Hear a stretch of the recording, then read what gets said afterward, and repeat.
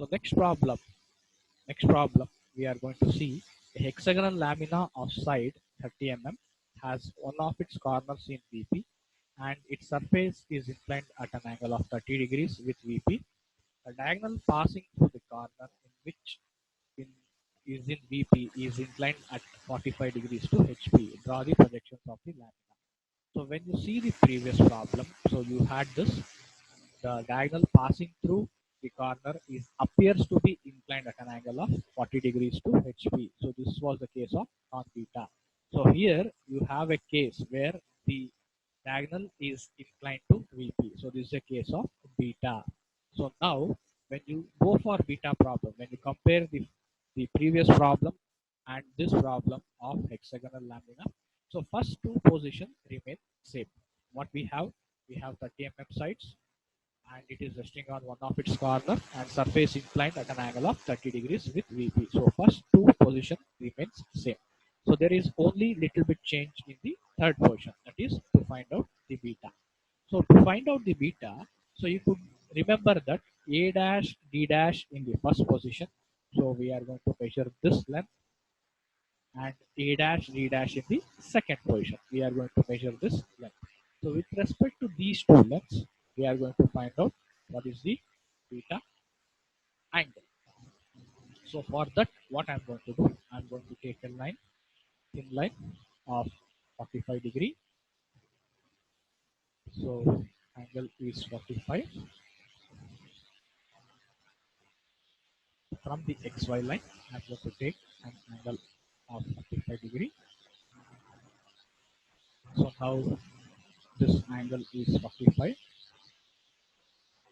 Angle is 45. So now as the procedure of beta, so first I'm going to consider the diagonal length in the first position, that is 60. So for that I'm going to cut an arc on the 45 degree line by using arc by center command. So using arc by center command, take a thin arc. So from any point on the 45 degree line, so take 60, enter, so cut an arc. So next is go to the line command, take a locus line. So from this intersection point of the arc and the 45 degree line, draw a locus line. Draw a locus line with reference to arc and 45 degree line. So next again come to arc by center command, a thin line. So with this same center point, just move your cursor on the arc. So your center point will, you can see the center point, so that from this center point take the diagonal length in the second position, that is 51.96. Enter. So cut an arc on the locus line. Cut an arc on the locus line. This is the next method. So next, draw a thin line.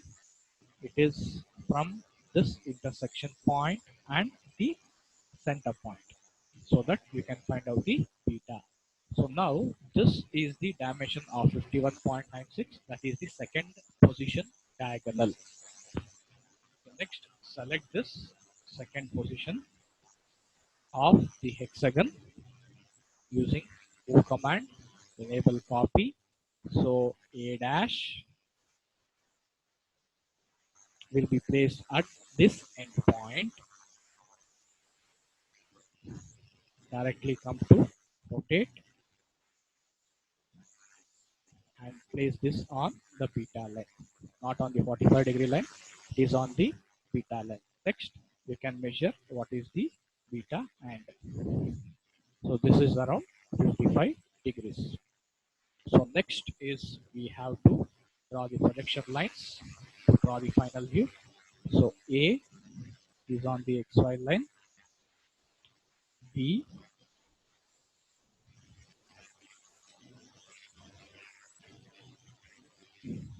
C,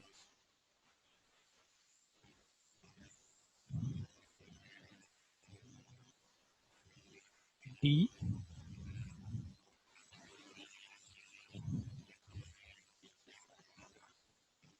E is with C,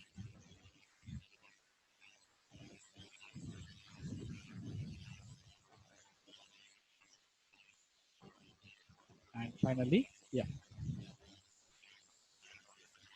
So now we will name the corners.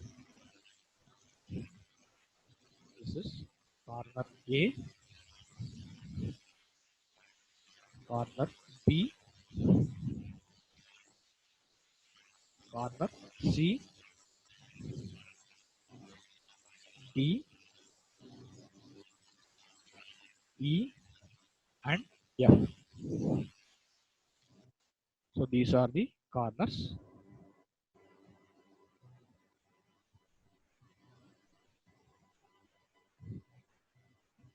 So next we are going to join these corners A,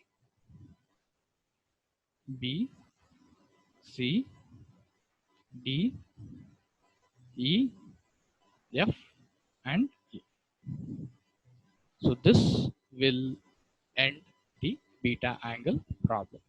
So the difference between non-beta and beta. So here for a non-beta problem, the diagonal perpendicular bisector will be appears to be inclined in the case of non-beta, but in the case of beta problem, so that will be inclined, whether it may be a diagonal or perpendicular bisector.